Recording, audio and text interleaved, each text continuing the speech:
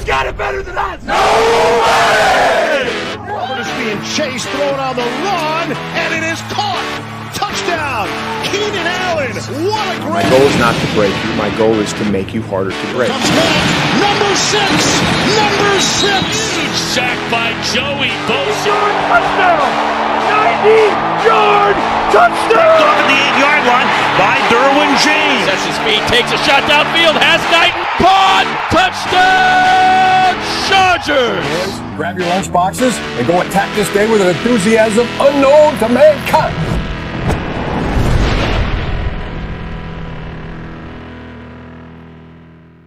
Oh, yeah. And just like that, we are back. It's season 4 of TDU. I'm joined, as always, by Jack and Alistair, and a happy new TDU league year to you both. How you going? Howdy doody. Very, very good. Super excited, actually. That was a little bit of rust that we just need to brush off there. A little bit of a pause, but that is okay. TDU crew, super excited to be back. Thank you if you are tuning in for listening and for your support, as always. We cannot wait for season 4 and season number 2 with Harbaugh at the reins. It feels a little different, doesn't it, Alistair? It just feels palpable, the competition, the positivity. Yeah. But maybe Justin Herbert in front of the mic, but who knows? I was almost thinking of doing some patches on my jersey for the show today to see where the achievement season 1, 2, 3, 4. Yes, Very good from you.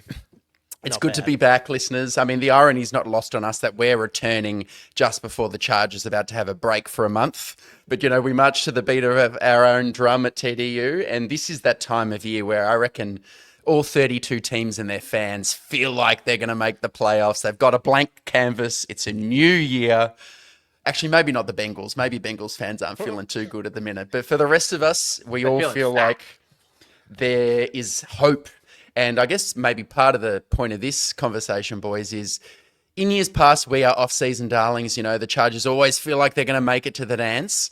But have things changed? Is this actually a year where we should be confident heading into the season, Andy? Oh, it's a big can of worms to open that one, isn't it? I don't know. Yeah, I think so. Why not? It's another year with the defense, another year with the offense, another year under Harbaugh. You get that consistency, the coherency, Jack. You'd be frothing at the mouth thinking about year 2, as all the listeners were shown right from the get-go. I think there's all kinds of reasons to be positive heading into the second year of this system. If there's any indicator to tell how the feeling is in the Chargers camp, it is watching the press conferences. Now, what can you glean from them? We've gleaned all sorts of stuff. We looked at Brandon Staley and thought he was the next coming of NFL football coaching Jesus, and look what happened. But having just watched Diane Henley's press conference, and maybe we'll get into this a little later, but the jovial nature, but the way that he was talking about the competition that seems to be in-house at the moment, and the respect, and he talked about the uniform, new guys coming in, you know, they're used to wearing different uniforms for training, not the actual jerseys. He's like, no, this is what we do, guys. And he was talking about players being at the facility over the break, when normally he sort of says, oh, it's just players just can't wait to get out. So there's just off of that, I'm jacked. I was saying that to myself over and over, doing a bit of a mic check before. I'm pumped up. But, of course, like anything, maybe I just need to temper myself. Everything in moderation, including moderation itself, Alistair.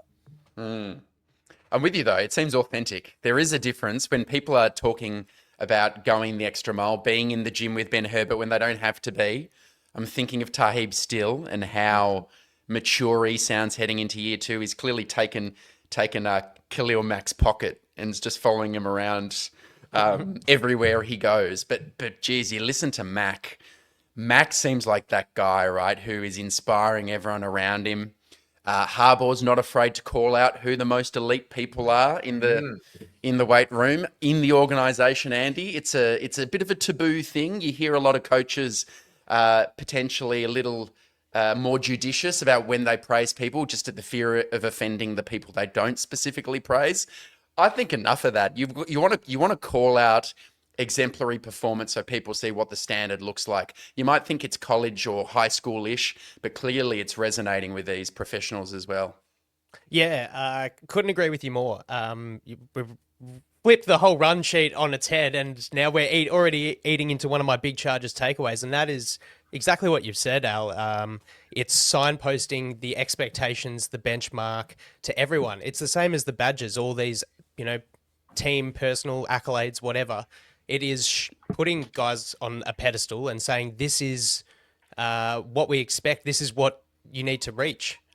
We want everyone to reach that level. So I think it's a positive psychology kind of move from Harbaugh rather than, elevating one guy and saying, he's better than you. I think it's like, yeah, he's great. Get yourself to there. It's a good push, I think. Now, Jack, look, we've gone ahead. We've got Andy off his run sheet. You've got to build it brick by brick, day by day. We're steaming ahead. We're too excited. Script. We've studied the playbook in the off season. We know exactly what to do. We've gone right, 2-minute drills on kickoff. Yeah, that's so back to page one. Back to page one, Andy. Back to page one. Let's go. Well, look, there's heaps to get into because we've taken a few weeks off here, fellas. As is our want, we're hibernating into the southern winter. And look, we've all got little ones that are growing and creating chaos in life, which is fantastic. But yeah, as far as roster news goes, we were waiting to see what was going to happen with J.K. Dobbins. All the talk of him, being on the unrestricted free agent tender, if you will. He's now signed with Denver, which is just great. We get him 2 weeks a year if he's available to play in those 2 games. We'll see. Now the knives come out. So it's a 1 year up to $5.25 million, 2.75 base, which means he probably doesn't really qualify for any compensatory free agent dealings, which is unfortunate, but all the best. He was great. We all loved him. All Chargers fans loved him immediately last year. So, I hope that his career can keep going.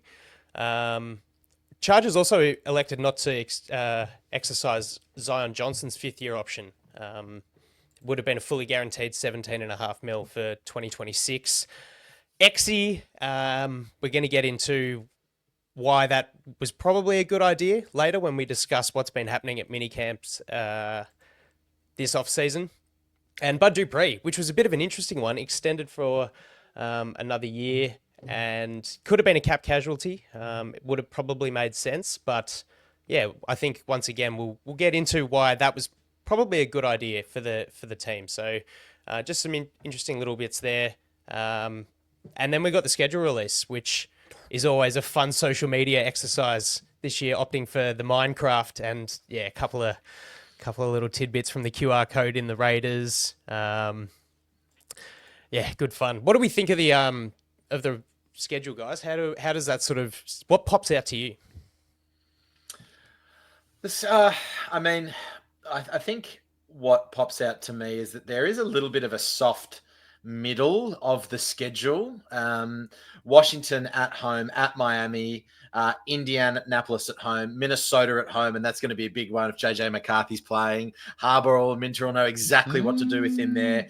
Then at Tennessee and Pittsburgh at home as well. So I think if we can, and you just don't know at the start of the year, right? Kansas City is going to be tough in Brazil. You never know what the Las Vegas Raiders are going to be cooking as well. It's the first time Pete Carroll's going to be there. They could bring out anything. And obviously then we've got the first time against Denver as well. That's at home. But then we get into New York, Washington. There is a chance, and I'm saying there's a small chance, that we could go 7-2 or 6-3 and be looking pretty good. Just don't be surprised if we start off 0-2.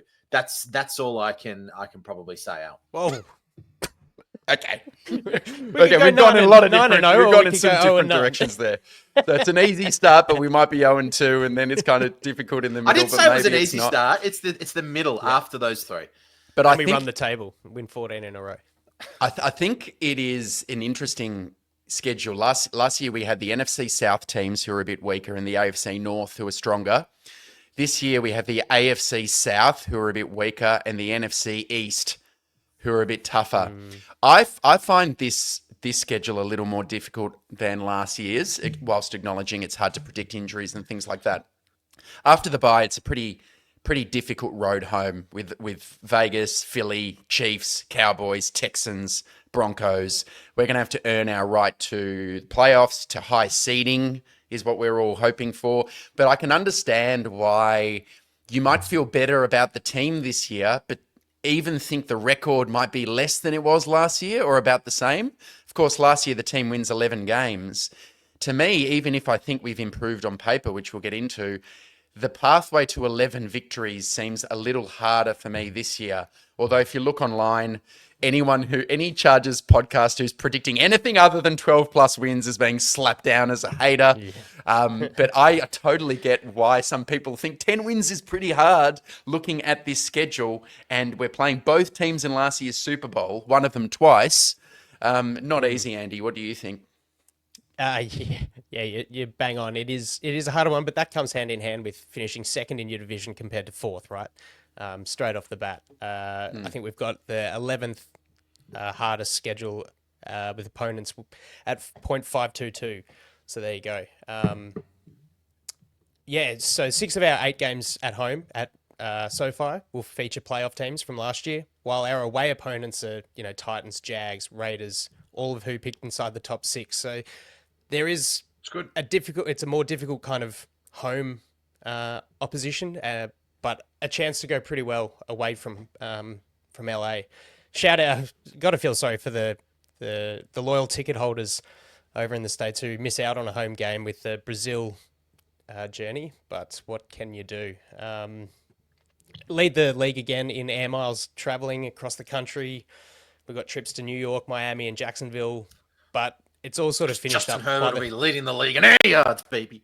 Leave your board games at home this time. Didn't pan out too well last year. And just a fun little tidbit for the week 2 game at Vegas. It's actually going to be Pete Carroll's 74th birthday. So what a way to reignite the Harbaugh-Carroll rivalry by pantsing him and sticking his chewing gum in that white mop of hair. That's right. Still chewing gum like a 14-year-old at age 74. Good on him. Wild. Did anyone see that footage of Pete Carroll try to pin that guy on the ground? Yeah. And it was like me with my child on the bed. Just literally, whoop! That's a fully grown adult 74-year-old man being thrown around like a kitten. Yeah, like if you ever saw Rey Mysterio try to hook the leg on Big Show, and he just get air pressed. Right. It was incredible. That was good fun. But good on him, he's that's sort of gets involved. Personality. I'm fearful that, he's one little scrimmage away from not getting back up. 74, good knock. Anyway. All right, over to the OTAs. First cab off the rank, I think, has to be the discussion of the interior O-line, fellas. A lot of what are the Chargers going to do in the offseason in terms of bringing personnel in. We brought in Andre James, and it doesn't really look like he's even getting a first-team sniff. Instead, we've got a bit of a rotation between Bradley Bozeman and Zion Johnson moving to center. Bozeman, of course, moving to guard. There's a bit of history for Bozeman playing guard, not so much for Zion playing center. Jack, take it whichever way you want to go, but let's chat about this. Yeah, I mean, I think Alistair shared offline, some comparisons between Bozeman and Zion, and sort of Bozeman at left guard has been as serviceable as Zion back in the Baltimore days, and also, Bozeman by all accounts did have a down season last year compared to his seasons at Carolina. He actually, in terms of PFF graded quite well when he was at Carolina. I remember talking about that over a year ago now. But the interesting thing that I found the other day, just sort of moseying around PFF with their new website, looks great. So if you're a PFF, we'd love for us to sponsor us. It looks fantastic. Is that Andre James? I thought Andre James might have had a little bit more versatility, but he's only played 1 snap at left tackle in his whole career. So he must be looking at a pure backup center role if anything happens to either Zion or Bozeman, because he doesn't look like he's going to be stepping into left guard, right? So I find that quite fascinating. I think I'll wait till the off-season takeaways before I pose any more questions. But Alistair, what do you see this situation under center. By all accounts, we've said that, Zion Johnson has the best athletic profile in the NFL if he were to play center, and that could be quite exciting. Yeah. How do I want to approach this? I mean, I first want to start with the critical analytical side is, we were all unhappy with the interior last year, and most fans wanted that addressed first and foremost. And we addressed the right guard with Mekhi Becton, which is fantastic, a very good player. But we're basically running back the other two spots. We're just swapping them. And Andy, you're better at these analogs than me, but this is a bit of the Mr. Simpsons monorail episode where Mr. Burns is sitting there with a moustache on and he says, "My name's Mr. Snrub." And are we kind of like trying to dress the same thing up a little differently and sell fans like on the hope that this could be real? If you can think of a better kind of analogy, let me know. But I'm willing to give it a go, Jack, because like you said, Zion is built for the center position physically. His athleticism is fantastic. I really like the idea of him next to Mekhi Becton on duo runs. I think those two, from a power perspective, will be really good at executing those internal blocks. As you said, that they're grading Bozeman or Zion as guards is similar. Just to be specific, Zion's grade last year was 64.4. When Bozeman was a starter in 2019 at Baltimore, it was 63.8. In 2020, it was 63.6. Throw a blanket over those. So I can see why it might work on paper, but the two risk profile, like the two risky parts is you put Bozeman at left guard where he hasn't played since 2020. I think you're immediately losing athleticism on runs to that side of the line of scrimmage. So toss runs, anything to the left, you're losing that where Slater and Zion operated quite effectively, I thought, in space. And the other one is, Andy, can Zion snap the ball? The guy has not played at center ever as a pro in the NFL or a Boston college. So they're two pretty substantial risk points, I would have thought.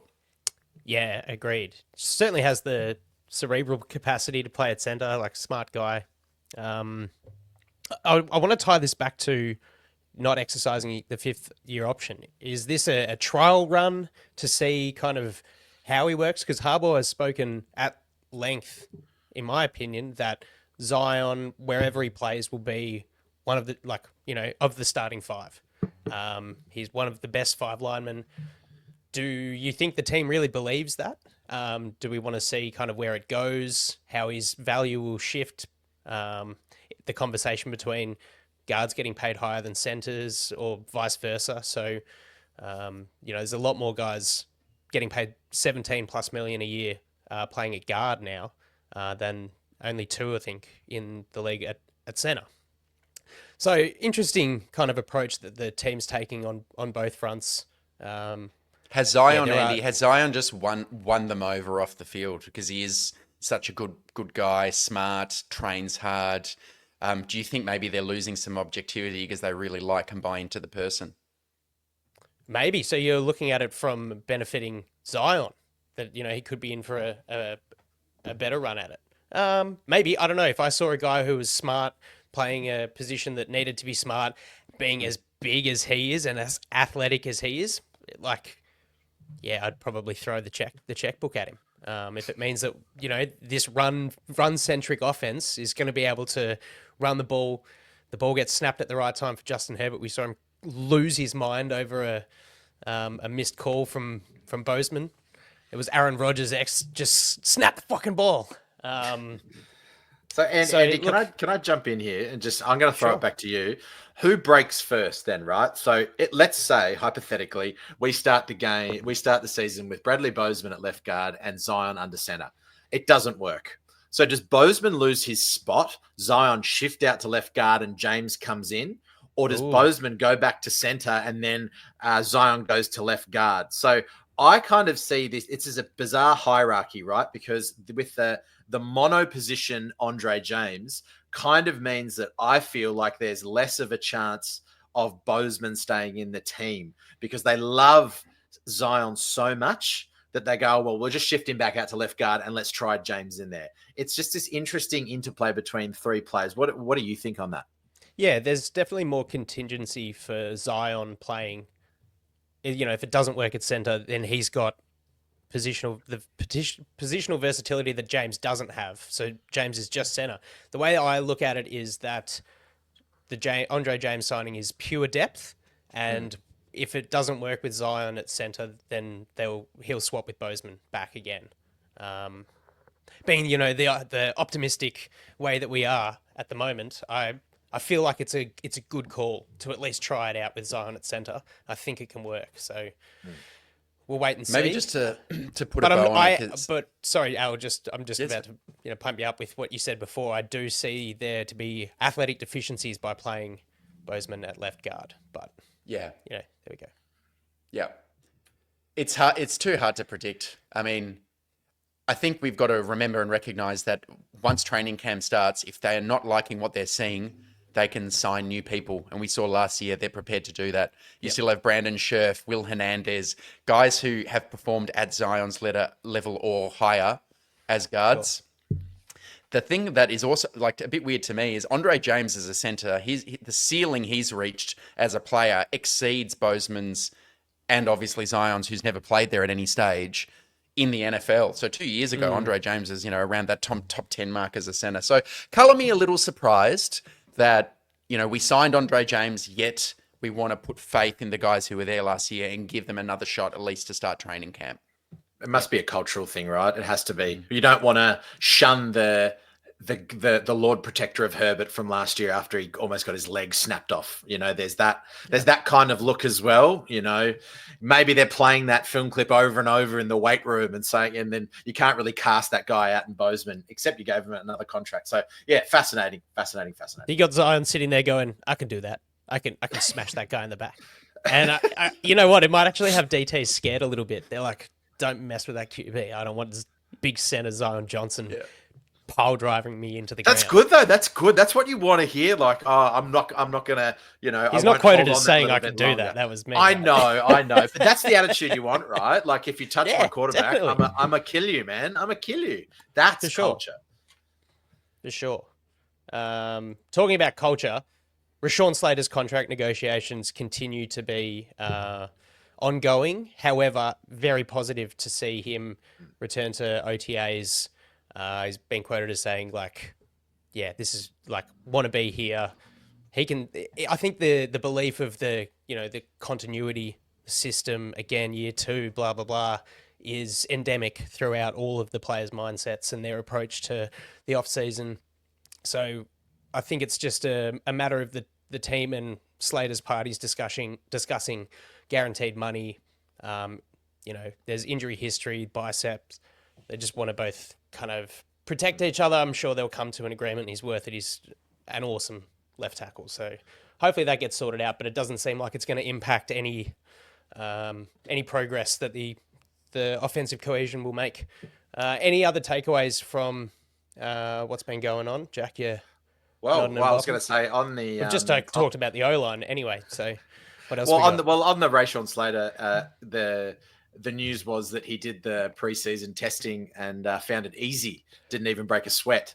And having just recently watched his press conference as well, he was very effusive about getting around the guys and being around there. Now we know that some other off-field stuff that he's dealing with, but it's sort of it seems to be he's got a lot of support around the organization, and that I think is something to note as well. The fact that he wants to be there. He was talking about Joe Alt. I think he and was it Zion or went to Duke Manyweather on the off season.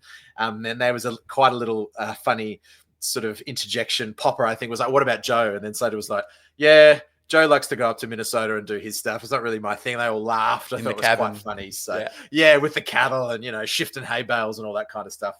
But yeah, I have no dramas of Rashawn Slater playing. And he'll be at training camp. Well, and we're better than places like the Bengals, which just have players that just don't turn up because they're not being paid. So awesome signs that culture gauge is ticking towards that. What did he call it? Khalil Mack is in the dark green of all the athletic testing. That's where we want our culture grade as well, Al. Yes, I'll ask you a question, mate. Just off the back of that answer. I'm interested to see where we end up in terms of the dollars on this deal and what's really holding it up. Because just for some reference points, Slater's 26, and if you look at the highest paid left tackles, you've got Wirfs getting 28 million a year, Penei Sewell getting 28 million a year, Trent Williams 27.5, Darasaur 26. So that's that kind of area. Wirfs is 26 years old. He got a 5-year deal at that price. Penei Sewell, 25 years old. He got a 4-year deal at that price. I figure it's time to make a tackle a $30 million a year tackle and to say, Slater, $30 million a year for 5 years and stay here for the next 5 years, because the cap will go up a bit each year. Yep. So if they're arguing over 27.5, 28, 29, I wouldn't mind hitting that 30. But the question is, of that, 5 years, $150 million, how much of it is guaranteed so that if he gets injured, he's entitled to that amount?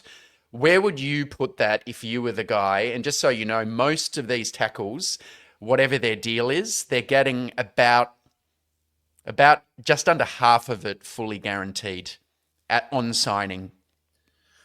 It's hard to tell. I thought the main holdup was the fact that Slater wanted less guaranteed money, but more injury protection. Is that right? No, so he wants more. He wants guaranteed more guaranteed money. Okay, so maybe that's the way we do it. Like the Spanny, would you be trying to fight for lower guarantees to mitigate injury risk, or would you just say, hey, you want a higher guarantee amount, let's give it to you, and then less average per year? I think there's got to be a happy medium, right? And this is where I go into how the negotiations. I mean, Ortiz is obviously leading them with the Spanai in tow. I'm not going to answer it precisely because I think you've got an answer that you're going to compare with me anyway. I don't. But I guess the sign of a healthy right organization. Answer. Well, the sign of a healthy organization is that the fact is that Slater's still there and goes, hey, my agent's looking out for me. But at the same time, Slater has the trust in the organization to be like, well, the organization wants to do what's best for them. But at the same time, I sort of need to look after me. So there's got to be a happy medium. I would like to see Slater stay. I think it's one thing. Justin Herbert hasn't had to look over his left shoulder for however long since Slater's been playing. Keep that continuity. Make him $30 million a year. I'm happy with that. Joe Alt's not due a contract until another 3 or 4 years away. And essentially he could move into left tackle if anything did happen with Slater anyway. So there's these contingencies. And it seems like we're not paying anyone else a lot on the line. Like Mekhi Becton was only 2 years. Hey, get your anchors, pay them whatever they need to do. You've got Justin Herbert, go from there. That's kind of my philosophy. Yep. Yeah. I just see him returning positive. It's all good. But look, you can't pick whether you pay him more and have less guaranteed or less, average per year, more guaranteed. It'll get sorted out, whatever it is. You've got a feeling it's going to happen soon because Slater said, I have full confidence that the deal will get done before the start of the regular season. And I wonder if his agent would have been happy. Like they said, if you can't get the deal done, will you be happy to play this year without a long-term deal in place where your cap hit is $19.04 million? And he almost answered it like, I don't plan to miss any football games. Yeah. And I'm sure his agent would have said, damn it, you should threaten the holdout. But maybe they're close to signing on the dotted line. But like a biceps injury is not something that is so like I would be more concerned with anything lower than the hips, right? Knees, ankles, back, all that kind of stuff. Biceps are an important muscle, Andy. Maybe I'll lend it to you, the Mr. Physiological or physiognomy or whatever it was you call proprioception. There we go. But like obviously it's really important for pushing.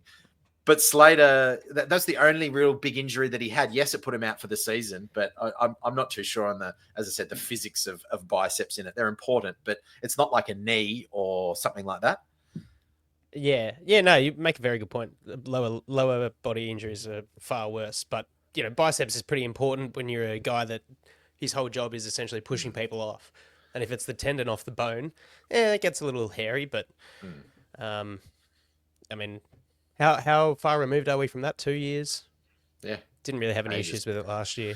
No. Ben Herbert's the strength and conditioning. I'm not going to look too far into that well. Who else has been performing at the OTAs, guys?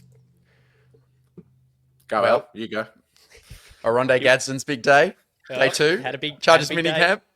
Happy day, big day. Daniel Popper says he caught 7 passes in team drill, showcasing the ability to attack all 3 levels of the defence. Later in the practice, Gadsden started to work consistently with Herbert in the first team. He caught 2 more passes, both from Herbert, in a 3-play stretch. The first came on a shallow route to the flat. On the second, Gadsden broke away from safety Derwin James on an out route and hauled in the reception along the right sideline. You know what I say to this, boys? Oh, Gadzooks! Aronde Gadsden is going to be my boy all year, and I think he'll be Ryan Watkins' boy too. Yeah, it's exciting. It's good that a fifth round tight end pick is flashing. First team, Derwin James, all that kind of stuff. It's good. You say Gadzooks one more time on this product, and that'll be it. It'll be Gadzooks. Who else? I think what struck me, and Alistair, you were very kind in saying this, but looking at Lad McConkey up at the podium, seems to have put on a little bit of muscle, seems a little bit bigger than what he was last year. And from listening to Diane Henley's press conference, which I alluded to earlier, him and Diane Henley were apparently going at each other, 10 reps within 10 yards, who's going to win. Lad McConkey thought it was out of 10. Justin thought that Lad won maybe 9 times out of 10. And then Diane Henley sitting there going, nah, man, 2. I won 8. So there's this real competitive nature. But back to Lad, the one thing that did glean was that he's learning how to fall and not take those big hits, something that we talked about ad nauseum last year, considering that a player's almost looked like there were a couple of times, especially against Denver, get stuffed, that they were deliberately trying to attack him harder, especially when he got on the ground. So at least he knows that's coming. And I have a feeling, boys, that Lad McConkey could go for something like 1,200, 1,300 yards this year. I'm super, super excited. And listening to him and looking at him, the way that he's built his body, it's super exciting. And also to see Ben Herbert with a fresh product, right? That's the other thing that I was looking at. How well can Ben Herbert work with these rookies and see their bodies change from year 1 to year 2? Because that's something to keep note of as well. I covered a lot of ground there, Al. I apologize. No, that's okay. I'll let Andy jump in a sec, but I'm surprised you didn't use that as an entry point to start singing the praises of Sanjay Lal, because I thought you were getting there, and I'll kind of take it from you and say, like, the comparison between the Brandon Staley Chargers, whose positional coaches were a collection of guys in their late 30s or early 40s, who had, fewer than 5 years experience in the NFL. Some have really been college coaches. You compare that to guys like Sanjay Lal, Mike Elston, the D-line coach, Steve Klingscale, the defensive backs coach. You listen to these guys, almost all of them are at least in their 50s. Been around college or NFL football for 20 years. They're getting opportunities at the mic. They speak with confidence and precision. It fills me with a lot of hope that this whole coaching staff is just miles better than what the Chargers have had for a decade plus. Agreed. While we're on the topic of wide receivers, it's kind of nice to hear Greg Roman talk about QJ owning the system. Second year involved again, adds a lot of support to Lad McConkey to build on what he did last year. And Jack, I don't think your little estimation's too far-fetched. Like, he hit 1080 yards last year or thereabouts, maybe more. I don't know. It's exciting. But for the QJ stuff, do you think that drafting 2 wide receivers and bringing back Mike Williams is the sort of the fire that was needed underneath him to really accelerate? I know it's very early to call that, but he sort of didn't have too much pressure. He always had Chark and Rager floating around, but he always got the look. Do you reckon this is what sort of pushes him to really take that next step? I'll jump QJ in. tropes. Yeah, I don't think that it's going to provide him with any more or less motivation, but the opportunities that he's going to see on the field might be more akin to the skill set that he has. He's not going to be asked to do different things. I think we're a faster offense and we're a faster wide receiver room as well. And you know what? If he's getting the slot CB, or he's getting the number 2 CB, or he's against the safety, I think that's where he's going to be making a little bit of how you're going with his big frame.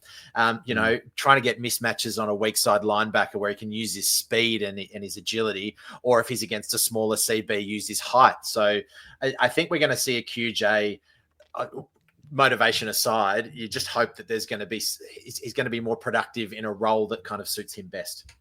Yeah, this is exactly what you want, because I think he is more under pressure than any player on the roster. If you last year he had 55 catches, 711 yards, 8 touchdowns. Okay, and what has the team done in response? You've drafted 2 other wide receivers, you've brought back Mike Williams, and you've drafted a Marion Hampton.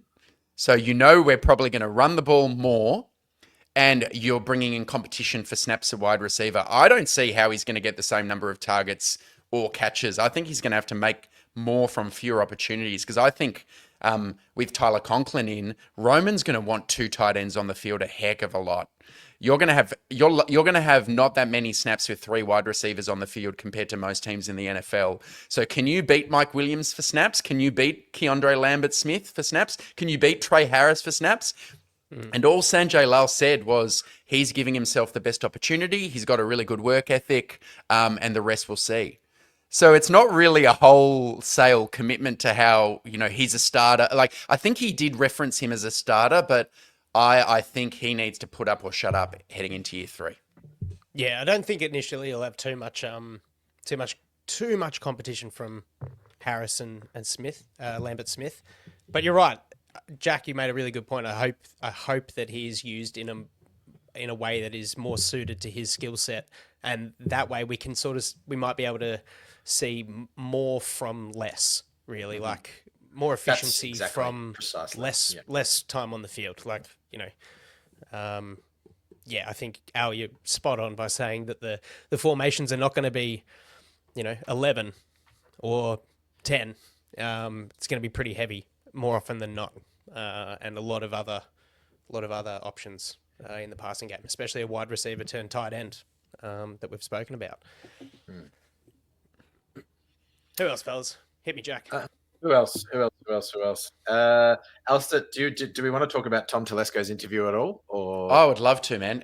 So for the listeners, Jack wrote a very good piece on Stormcloud. I've shared it on our Twitter page, breaking down a recent 45-minute or so-ish interview that Tom Telesco gave on the Check the Mic podcast with Steve Palazzolo and Sam Monson, both formerly at PFF. He shared stories of his experiences as an NFL GM, growing up through the ranks with the Colts and Bill Polian, gave some philosophical perspectives on things like arm length and how to approach managing a war room. Jack has called out at least 10 takeaways he has from the interview. Do you want to share any of those that particularly came out to you? I don't have the article up, but what did you think? I've got a few of your points, but I'll let you jump in. Yeah, I mean, I found just his overall approach to be interesting, especially when it came to drafting and the way that he prepared for drafting. And the one that I'll pick out is the fact that if people in his organization couldn't agree on a player, then scouts versus coaches, who he kept separate, mind you. He liked to keep objectivity, or as much as he could, that name would just get thrown away. I find that totally negligible, utterly negligible. And when I heard that, I just went, huh? What? I can't remember whether it was Kev Diego. That's like, what if it's Malik Neighbors? You know what I mean? Yeah, like, what? But he said it's like you're the parent in the room, and you're saying that your kids can't, decide to watch what to watch on TV, so you just throw the TV out the window.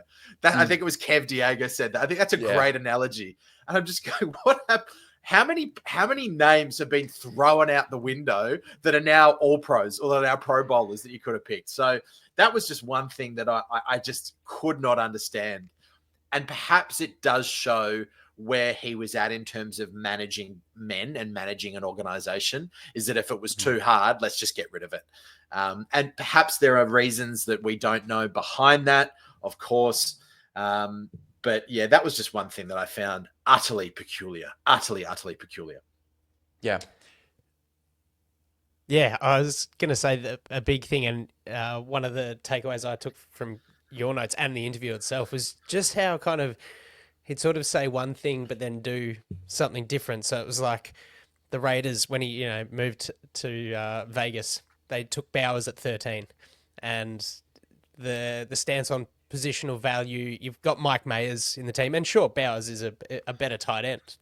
It seems so far. Awesome rookie season. But, like, does he sort of just try to justify his improvisation? Is he sort of hypocritical in his own philosophy? And all those sort of little tidbits kind of put the puzzle together of thinking about Telesco's time at the Chargers. And it was almost like he has this, set plan, keeps his coaches and his scouts aside. And then when it comes to Chargers being on the clock, he just does something absolutely rare and away from either. Like you've said, he's thrown the TV out the wall and he's like, let's just watch the radio and just do some whack stuff. It's so bizarre to some of those things. And again, Polian was Polian, but it really did strike me. If I'm a future owner listening to that for me anyway, I mean, I said I was going to be hypercritical and I was in the article. I think another person commented, I think Tao did, and said, listen, Tom Telesco seems like a nice guy, tried to do his best with what he had to a point.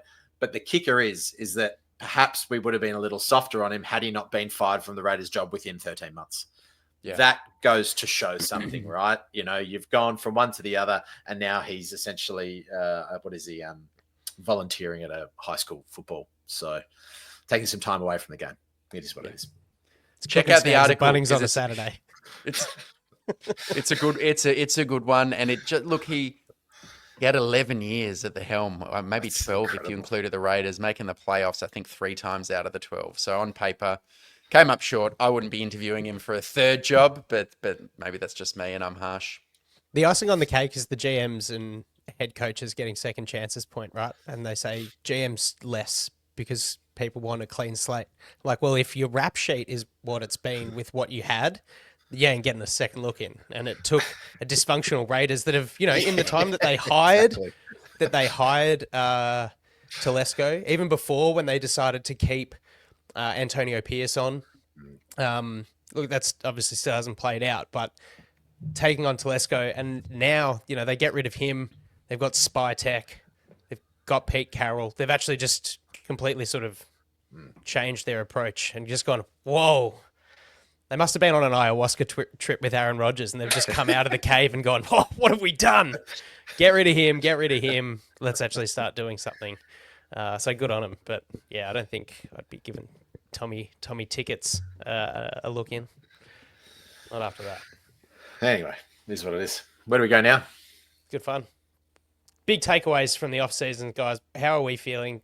I know Jack loves to play by his own rules, so he'll have something 7 dimensions away. Some pedagogical, philosophical, physiological, whatever you said before. God, that physiological. Physiogamy. Yeah. Physiogamy. Power. No, I've gone very, very straight down the line with these, and they're more statements more than anything. But let's go back to what I was alluding to when I was talking about our schedule release.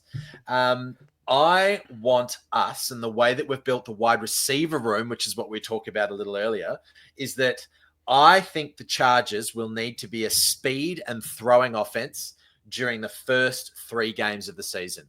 I want to see this offense throw the ball through the air because we've got to beat Kansas, Las Vegas, and Denver early. And I would love to see us completely flip the script. They've prepared, the first quarter of the season. Everyone's thinking we're going to run the rock. Herbert's going 320, 3 touchdowns, boom, boom, boom. Then when we get into the really nitty gritty of that middle schedule, we just pound some of these teams into submission. So that's my first little off-season takeaway. That's what I'd like to see. Is it a prediction or is that what you'd like to see? Sorry, I should have listened. I'd like to see, yes. Yeah, me too. Wishful reverse physiomography. Something like that. All right, you two. All right. Yeah. But yeah, if I had to predict what we will see, I don't know if it's that. I think they will try to establish their identity. But hey, you want to do what the defense Keep them guessing. isn't I like it. expecting. Yeah. Yeah, that's I think keep them guessing. That's what I do. All right, I've got a takeaway, and I'm interested in your thoughts, gents. Are the Chargers trying to moneyball the cornerback position? I'll set us up. Ryan Watkins, very nice article on Stormcloud, our friend from the Powder Keg pod, wrote about each of the new cornerbacks or each of the players who should play at corner for the Chargers this year. Let's ignore Jasir Taylor. Let's say the 6 corners we have in mind are Dante Jackson, Taheeb Still, Cam Hart, Ben St. Juste, Triquez Bridges, Dean Leonard. Okay? If you look at... I looked into this. So if you look at the cost of those 6 cornerbacks collectively, their cap hit this year, 6 players, $11.09 million. And Dante Jackson is 4.5 of that. So 11.09 for 6 players. There are 25 starting cornerbacks in the NFL with a higher cap hit than that themselves this year. And there are 6 corners who get paid more than $20 million a year. Stingley, Horn, Ramsey, Sertan, Terrell, Denzel Ward. We're going 6 corners for $11 million. And if you look at their skill sets, you've kind of got the 2 fast guys, Dante Jackson and Dean Leonard. You've got Taheeb Still with great coverage skills. And you've got Ben St. Juste, Bridges, and Hart, who are long and physical at the line. What do you reckon? Do you think I'm onto something here and that this is a philosophical approach that we should expect from the Chargers rather than going after guys like Stephon Gilmore, Jalen Ramsey, Jack, these kind of guys? If let's take this conversation back 2 years, 3 years and say, what was the position that we thought Brandon Staley didn't value that much in his scheme? And that was linebacker and middle linebacker, right? We saw how that went. So the difference, I think, in this situation is that Minter seems to have far more understanding of rotating players through and finding players that suit the scheme that he wants to play down by down or in a game script. This cornerback room, yes, is cheap, but man, it's got, as you pointed out, Alistair, very adroitly, that it has such good versatility within it. And yeah, it does. And still, I mean, they've obviously got a big raps on Cam Hart, and still, hopefully Cam Hart comes back from his shoulder well. But Taheeb still seems to be this guy that is giving off this alpha kind of CB1 vibes. But then again, I'm not too sure. Could we be exploited? But then again, you look at the people in the middle of the field, and Diane Henley, by all accounts, could be an all-pro. And the way that he moves sideline to sideline is incredible. You got Derwin around the line.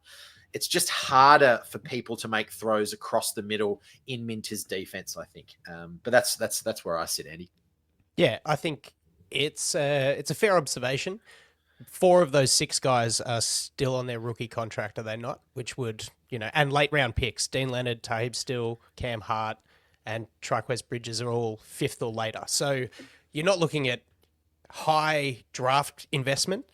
And the other 2 guys are sort of patchwork, but they, as you've said, they both fill a need. So not maybe that Minter values the DB or the cornerback room less than anywhere else. He's a pressure first focus on his defense.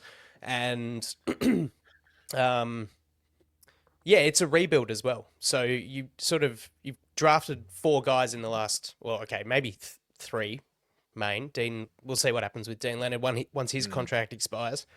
But it's a sort of building up, and then he's supplementing a ball hawk speedster and a rangy St. Juste into the fold. So it's a valid observation, but I think he kind of, we saw a little bit of that with more guys at cheaper rates on the defensive line this off season too. So rotation, as Jack said, it'll be, a cornerback assigned to a player really on game day, and they'll get the majority of reps because they match up better. Well, tall Alistair, guy, yada yada. Alistair, just so when do you think we play our first alpha dog receiver? I still think that's the one thing the room is missing, right? Is that alpha CB1, Nico Collins having his way with Fulton last year, obviously for however many 100 yards. So I go Canvas, Las Vegas, Denver, New York, Washington, Miami. You're probably looking at like neighbors, maybe. But let's just bear with me. They've got a quarterback that can't throw just yet. Maybe Justin Jefferson. I mean, and we're looking at week 8. That's when we walk into our first top tier receiver. I'm not saying that there aren't any good receivers on those, but I'm talking like your alpha dog that no matter what happens, depending on Tyreek with the Dolphins would be the other one, I guess. But if he's on the team, we don't know. I'm with you. I think you're right. I think we can get away from it the first part of the year. What I find most interesting is I think that they're spotting in the NFL, hey, defenses are playing a lot more shell coverage with 2 deep safeties and corners off the line of scrimmage. Are the days of needing an alpha corner a little bit, not behind us, but when you can protect it through scheme, do you really need a $20 million a year man cover corner where I think most teams are playing true man coverage on fewer than 30% of snaps? Yeah. There's that Play too. zone. And like their actions are speaking loudly. They could have taken Will Johnson in the first round or a corner anywhere on day 2, and they don't draft one until the 7th round this year. So interesting to follow. I know Minter said in his press conference, I tend to call scheme based on the personnel I have, but they chose personnel who fit maybe more of a zone scheme. Something to monitor. So that's one of my takeaways from the offseason. Yeah, Andy. nice.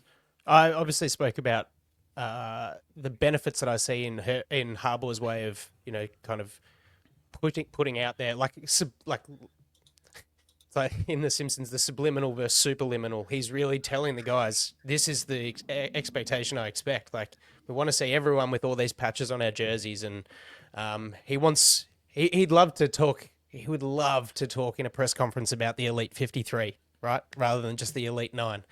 See a massive benefit. Another thing I think they're doing really well with the culture is the importance of maintaining veteran presence around key position groups. Bringing back Mike Williams is a plus for Herbert. It's also great for McConkey and QJ and Harris and Lambert Smith and Brendan Rice to all learn from that veteran experience. Obviously, signing Mac was a no-brainer, but extending Dupree, I brought it up at the top. He obviously did a lot more. He still had a great season with, would he have 6 sacks? It was a pretty good return from 540 snaps. But he was instrumental and continues to be in the development of Tooley, and now Kyle Kennard comes in. So he's got that presence. Conklin helps Disley. Gadsden, a new guy. Perryman back, helps Colson. It flows on throughout the whole team, and I think it's a really important thing. Cool. Another one. I am thinking after seeing Najee, I don't know what I said there, Najee Harris and Amarian Hampton full in flight in some of those highlight videos, I believe we have the best running back room in the NFL. Even when we lost Dobbins, he wasn't going to hang around anyway. Vidal's in there, and I think we're probably missing maybe a pass catching. Vidal showed that last year, but my Lord, Najee Harris looks fit as an absolute bull, and Amarian Hampton is looking very fit too. So I just feel like this could be the best running back room we have seen since maybe LT days. It could be the best running back tandem or the running back room we've seen for 20 odd years, and it's going to be exciting. Now, in terms of numbers, I just don't know. I don't know how the game's going to be played, but it's just going to be a different beast when it's in the middle of the season. Justin Herbert doesn't have to do too much. He's being conservative, but yet we're moving the rock. I'm super excited about that. I think it will be by season's ends, the bar injuries, the best running back squad in the league. I mean, without having all the other rosters in front of me, I wonder if any other team has 2 first-round backs as RB1 and RB2. I know a lot of teams generate run game through having a quarterback like a Lamar, right, or a Jalen Hurts. So that would be another wrinkle, but I can't disagree with you, man. What we'll see is if putting all your investment there is really worth it. If it's worth it having that running back group that just is a bit better than everyone else. But man, it's the identity of the team. I can't wait to see what it looks like. And just to finish it off, imagine Najee Harris with a competent quarterback. The guy was running for 1,000 yards when he had no one under center, and teams were stacking the box against Pittsburgh. Imagine what Justin Herbert's going to do with a running game. We've never seen Justin Herbert with a running game. Let's just say that. What was the closest season we had to Justin Herbert with a running game? 20th? Can't remember. 24th? Yeah. Like it's yes, he had a lot of production out of Austin Eckler, but we've never seen this. So that's this new thing that everyone's criticizing Justin Herbert. Can he take it to the next level? Blah, blah, blah. Sonny Michel this, Sonny Michel that. But yeah, super exciting. So I'll end it there. No, I want to go there. So that's going to be my last little takeaway because can we get in trouble in our first show back? Maybe I'll Andy, you can talk to this one. So Sonny Michel on the Up and Adams show with Kay Adams. I thought it was a bit of an anodyne, kind of not controversial response, but it's upset a lot of people on Twitter, boys. Kay Adams asked him, can Justin Herbert win the big game? And look, I think this narrative is going to plague him all through the year. And that's what happens when you've only been in 2 playoffs, and one is the Jacksonville game and the other is a 4-interception performance against the Houston Texans. It's just going to be there until he gets another chance, rightly or wrongly. But Sonny Michel's response to Kay Adams asking, what is your question about Justin Herbert? What's a fair question? He said, okay, I'll say this. I think the only question that I'd have is, can Justin Herbert really step out of his shell? Because he's predominantly a quiet guy. Can he bring the level of play of the guys around him up? Because I think he's a talented QB. He has the mindset and skill set. But I think when it comes to clutch moments, the QB has to make the guys around him believe anything is possible. He has to be vocal about it through the entire season. And I think it's time for him. I think this is the year, and I think probably he can get it done. And he then goes to compare Tom Brady and how he would roast him if he didn't convert on a 4th and 1.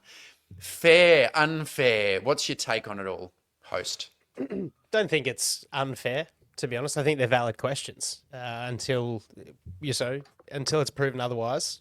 These things need to be asked of Justin Herbert. And I think it's probably the thing that's lacking the most. We've seen in instances, I don't think there's any question about him elevating the people around him. He's never had a stellar cast and broke rookie records for passing yards, etc., etc. So in those clutch moments, sure, that's where there's a couple of question marks, pretty brutal outings against Jacksonville and Houston, as we're all aware. I don't think it's unfair, though. And I don't think any knocks should be coming on who are you, Sonny Michel. People just get asked and everyone's got an opinion. So yeah, pretty boring answer for you, man. But I think it's kind of fair to an extent. Yeah, I didn't think there was anything wrong with the way that he said it, but I would kind of disagree the fact that he has to become a leader and expect more of his teammates. You said, Alistair, earlier this podcast, he was getting angry at things, and you could see that he was getting angry and frustrated with what was going on. Like his whole, that it's almost like he didn't know how to express himself in ways his head would drop. And we're not so far removed from Mike Williams and Keenan Allen having stellar years, going 4,000, 4,500 yards, this type of stuff. The guy can do it.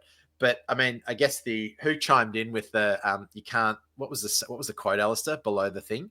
You can't make. I don't know. It was something about like you can't make the best out of Amazon workers or something like that. Braden for Hoko. Yeah. So, something along those lines. And let's talk about this as well, Al, from this, is that Justin Herbert's press conference was probably the most disappointing out of all of the stuff that we've seen. Was it? I don't know. Seemed very, very dour, very low key, very short, simple answers. And then you compare it to someone like Diane Henley, who's, chief yapper that he got awarded by the social media team. So, is this just who Justin Herbert is? Maybe he's taking on that mantle now of I'm Tom Brady, I'm Justin Herbert, business as usual, demand, compete. Oh, I don't want to get in trouble on this first show because I want to see this season. I want to see how he responds to the real adversity. Yeah. But look, just a couple of bullet points on it. Sonny Michel was with the Chargers in 2022. So what he saw doesn't take into account 2 full years of growth from Herbert that he didn't personally experience. So he doesn't know how he's improved in terms of vocal leadership out on the field. But if you want to, look at it from the other angle, when Herbert was coming out of Oregon, there were question marks about his leadership style. And you're telling me now, Jack, that at his first press conference, you thought he was a little evasive or a little introverted. And we know that he's not a guy who rings new teammates up as they get drafted to say, hi, I'm Justin Herbert, I'm the quarterback of the team. What we've heard is a lot of the rookies say they have not heard from Justin Herbert months after they got drafted. That's just his style. And but Tom Brady didn't do that either. So you can't. You got to be really careful. Do we know that? But Tom Brady in press conferences, breast. Of course I don't. Press conferences. You're on fire today. Stated it like Tom Brady didn't do that. But Tom Brady was known for being business as usual. Sonny Michel said, I got roasted by him. Tom Brady wasn't necessarily liked by his teammates. He was an ultra competitor. So so that's where I go, well, you can't have your cake and eat it too. That doesn't make sense to me because I want to see Justin Herbert as the ultra competitor, level-headed, demanding stuff from his teammates. And I kind of think that's what he is. And I think that's kind of what he does. So I don't. So I'm not talking to you until I see you catch this bang 8. Let's go. But how did Tom Brady win 6 Super Bowl rings? Aaron Rodgers, similar kind of like. We forget the guy that we see on. I'd be more concerned with an Aaron Rodgers personality than being, an introvert of sorts. I'm not saying I subscribe to this, by the way. I'm just asking some questions. His play on the field's been excellent. And look, for what it's worth, if you do listen to his teammates talk about him at the Chargers, they've got nothing but positive stuff to say. So, they're telling you what they think. Yeah. Oh, well, a little bit of a personality breakdown on Justin Herbert to cap off the show. Not bad. We're back. We're back. Blowing out the cobwebs. That's good. Nice one. It's good fun. It's a fun off-season to be a part of heading into year 2. And a good way to kick off season 4 of TDU. So thanks for coming around again, fellas. We have a couple of things in the pipeline coming up. So hopefully if they go through, then we'll see you sooner than we will otherwise. Until then, take it easy, guys. And we'll catch you next time on TDU. See you guys. Bye.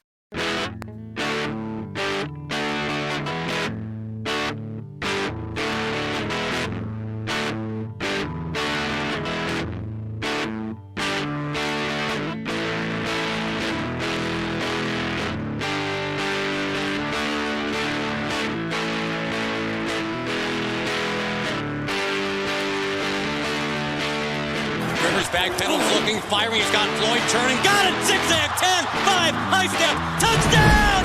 San Diego!